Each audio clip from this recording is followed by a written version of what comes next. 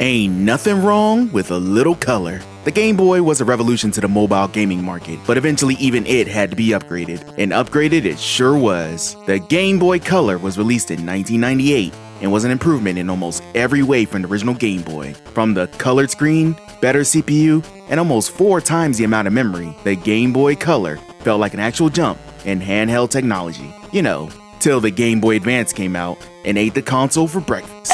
You know what it did have that the Game Boy also had? Some god-awful games. Because of its handheld nature, some companies put the absolute bare minimal effort in either adaptations of their popular franchises for the console or even some brand new properties. Not every game can be a Mario Tennis or Pokemon Crystal, but dang, some of the following really feels like they were made by 2 or 3 people who recently learned how to code. Limiting this to 10 was a feat, mainly because I had plenty of options to choose from, and also because I have the option to make a sequel list in the future, in no particular order. Here are 10 of the worst Game Boy Color games.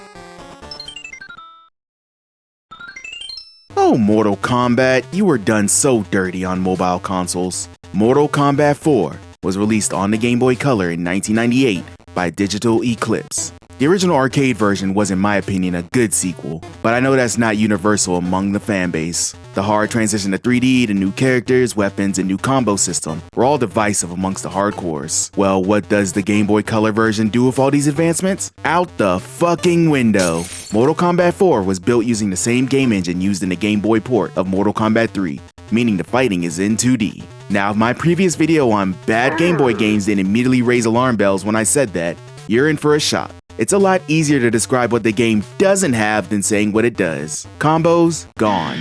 Blood, gone outside of a few random FMV fatalities. Weapons, gone. What does it have? Well, it has Tanya. Well, a character that vaguely looks like Tanya, as the graphics for each character both couldn't accurately represent the 3D models of the base game, and also represent fighting game characters at all. The fighting is super slow, and all of the good music was replaced with lackluster Game Boy equivalent affair. All impact has been taken from striking your opponents, and it feels like you're just fumbling around until one of you falls down for good. Mortal Kombat 4 unfortunately continues a sad tradition of bad Mortal Kombat Game Boy ports, with the possible exception of Mortal Kombat 2. I would say it gets better for the GBA Mortal Kombat games, but the less we talk about Mortal Kombat Advance, the better. A mobile port of the PS1 release just without the 3D, Pitfall Beyond the Jungle was released in 1998 by Crave Entertainment.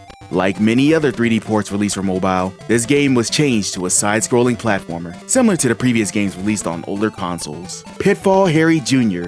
returns to trek across screen after screen, jumping over pits, swinging on vines, and killing animals just for the hell of it. Almost immediately, you get the sense that the controls are not to be trusted. The momentum when you run and jump really ends up burning you more often than not, with the constant falling in the pits. Jumping on the vines also presents its own issues, as you must literally hit the bottom line of the pixels, or else you ain't grabbing squat.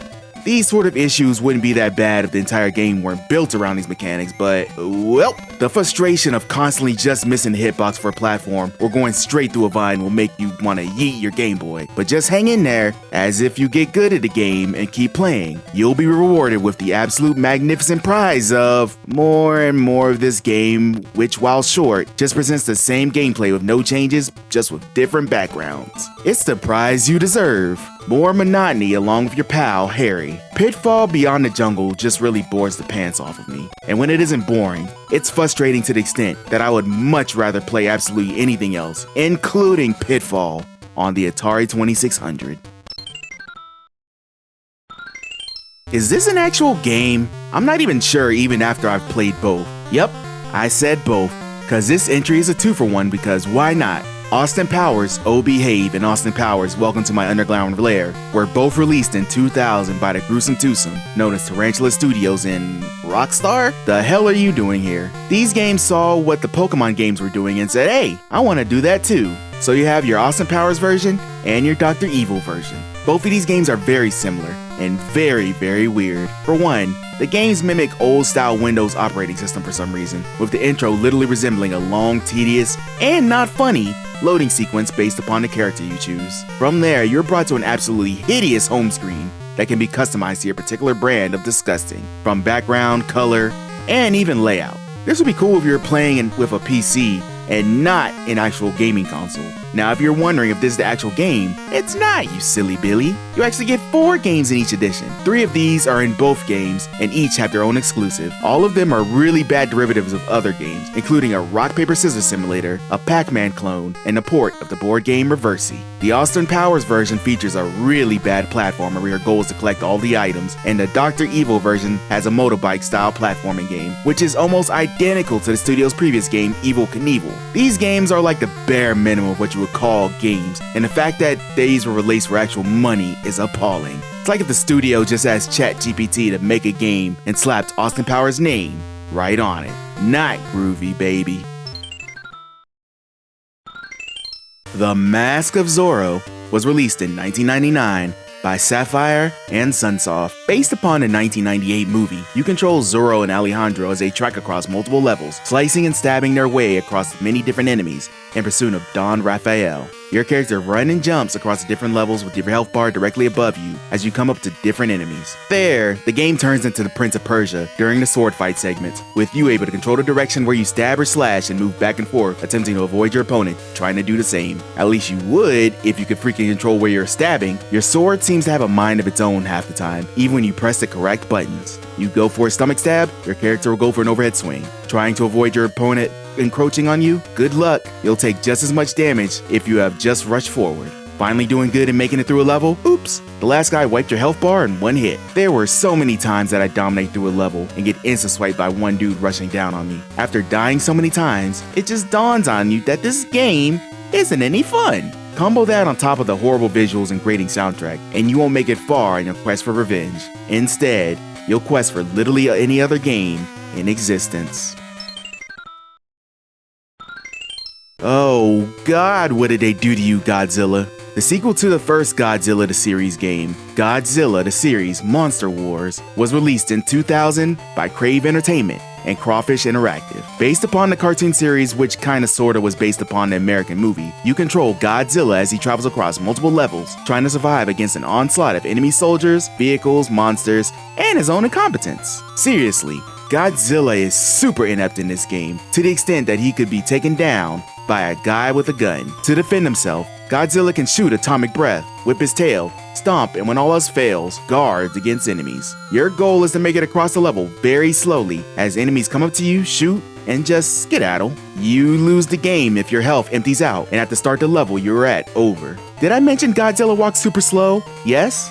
Well, I'll say it again. Godzilla is freaking slow. He's literally tiptoeing through the level as he's getting shot up by tanks and helicopters. The player has a reticle to help aim Godzilla's projectiles, but who set the sensitivity to the Call of Duty Max? It literally travels across the screen when you're trying to aim directly at a dude on the ground shooting at you. Enemies drop pickups often to replenish your health and other gauges, but super slow ass can't ever reach them before they disappear. Luckily, if you shoot them, you can get them, but damn, it's just super tedious. And that's the entire game in a nutshell. Super tedious. You can't even get to the levels with the monsters because the humans got this beast compromised to a permanent end. And a Godzilla game with no monster fighting isn't a game worth playing. You might say skill issue, but I just say this game isn't worth the effort to even push your way through, to even make it to that part. Just put this lizard out of its misery. It's time to throw down. Who hasn't wanted to control your favorite Shrek characters and beat the crap out of the many weird abominations in the movie? Not you? Well, too bad. I played through this piece of shit and you're gonna listen to me talk about it. Shrek Fairy Tale Freakdown was released in 2001 by Prolific and TDK Mediaactive. A fighting game for the go. You control your chosen character as you go through your typical fighting game gauntlet of characters till you get to the final boss. And then you can do it again, and again, and again. That's pretty much all you can do besides practice mode. Well, that's fine. Why not continuously fight the same enemies? Well, maybe because the fighting is super dull. You jump around hitting your opponent, sometimes hitting a special move on accident, and repeat for every single fight. You basically do nothing different and the opponent won't challenge you to do anything else. I know the Game Boy Color is limited in what you can do, but this game barely even tries. Most of the rounds devolve into two characters jumping back and forth, occasionally tagging each other with strikes, and after 3 fights you'll pretty much be bored senseless and slapping the Game Boy on the ground. Shrek mean mugging the camera definitely reflects the players of this swamp creation. Uh-oh. Not only did I slot 2 games in one spot in this list, I'm slotting 3. Yes, 3 games in this slot, and they're all based upon the classic Cartoon Network show, The Powerpuff Girls. The Powerpuff Girls, Bad Mojo Jojo, and Paint the Townsville Green were released in 2000, while Battle Hymn was released in 2001, all made by Sonari Interactive. Each game was focused around each of the girls feuding with a different villain. Not that that means anything different gameplay-wise, as they are all pretty much the same. You control your Powerpuff Girl through each level, collecting items as you find them, and defeating various villains and monsters on the way to a boss at the end of the level. Fighting turns into you moving back and forth in front of a PNG of a vaguely bad guy, and pressing a button till they disappear. Each girl can fly for a short amount of time, which will more often than not end with you falling into a pit and having to start completely over, including losing all of the items you gathered to that point. You might ask what differences there are in each game, and good question, because there isn't any. The gameplay is identical, the items you gather are the same. I'm pretty sure most of the levels and music are the same as well. The only difference are the trading cards you collect through each of the level, which you can trade between each version. That's it. Deadly serious. Imagine harassing your parents to buy you this game and a link cable, and finding another sucker who got one of these games, and this is all you're able to do. I'd be cursing up a storm that I gave up Pokemon for this. These 3 games combined aren't worth the price it would take to get another Game Boy Color game. Resident Evil on the go.